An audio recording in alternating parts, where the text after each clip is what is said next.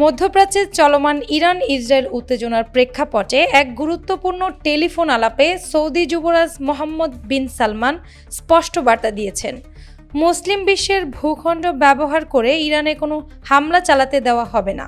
ইরানের president Masoud Pezeshkian এবং Saudi যুবরাজের মধ্যে এই কূটনীতিক যোগাযোগ হয় ইরান ইসরায়েল যুদ্ধের পরপরই, যেখানে এখন পর্যন্ত ৬০০-র বেশি ইরানি নিহত হয়েছেন, যাদের মধ্যে আছেন পারমাণবিক বিজ্ঞানী, সামরিক কর্মকর্তা ও বেসামরিক নাগরিকেরা।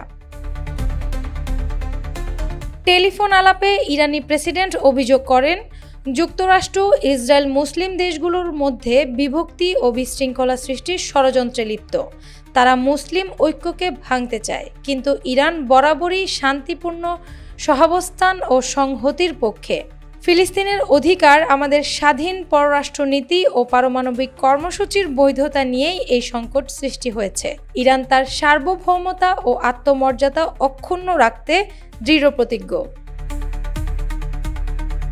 জবাবে সৌদি যুবরাজ মোহাম্মদ বিন সালমান বলেন, ইরানের আগ্রাসনের প্রথম দিন থেকেই সৌদি আরবের প্রতিবাদ জানিয়েছে। রিয়াদ কখনোই মুসলিম দেশগুলোর মাটি ব্যবহার করে কোনো তৃতীয় পক্ষ যেমন আমেরিকা বা ইসরায়েলের হামলার ঘাঁটি গড়ে তুলতে দেবে না। তিনি আরও জানান, আমরা কূটনীতিকভাবে সক্রিয় আছি যাতে দ্রুত এই সংঘাত বন্ধ হয় এবং মধ্যপ্রাচ্যে স্থিতিশীলতা ফিরে আসে। সোমবার যুক্তরাষ্ট্র ইরানের ৩টি শান্তিপূর্ণ পারমাণবিক স্থাপনায় হামলা চালালে পাল্টা প্রতিক্রিয়ায় ইরান কাতারে অবস্থিত একটি মার্কিন ঘাঁটিতে ক্ষেপণাস্ত্র হামলা চালায়। এ বিষয়ে সৌদি যুবরাজ বলেন, ইরানের এই প্রতিক্রিয়া আমরা বুঝি এবং বিষয়টি উপলব্ধি করছি।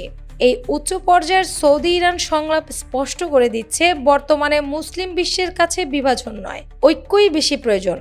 আর এই ঐক্যই হতে পারে যুক্তরাষ্ট্র ইসরায়েলের আগ্রাসনের কার্যকর জবাব। অ্যানি আক্তার, বাংলা বাজার পত্রিকা।